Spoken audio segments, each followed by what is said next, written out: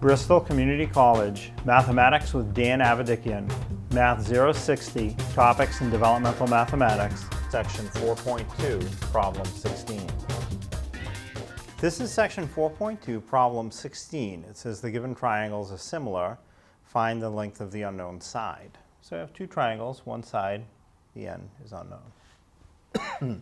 So what you want to do is set up a proportion. So you will do 18 over n equals 40 over 30, the right-hand side value of the right-hand side value. And now when we have two fractions that are equal, you solve by cross-multiplying and then dividing.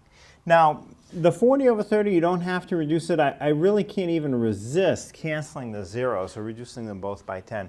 You'll get the same answer if you don't. You just work with bigger numbers. So let's solve the problem 18 over n equals 4 over 3, just to make the numbers smaller, easier to deal with. You'll get the same answer.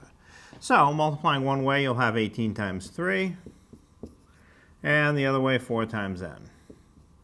And those are equal. 4 times n we can write as 4n.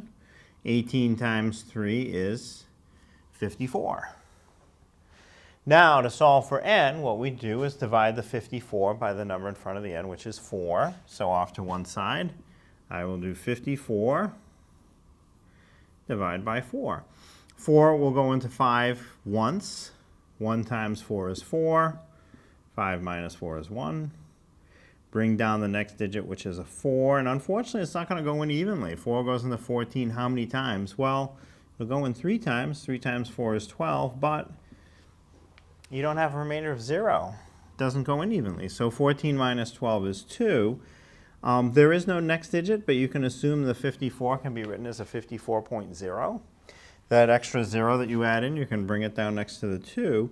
And now make it 4 divides into 20. And that it will go in evenly 5 times. So the decimal that you put in comes up. So 13.5 or 13.5. So the length of the unknown side is 13.5. Or 13.5 if you like.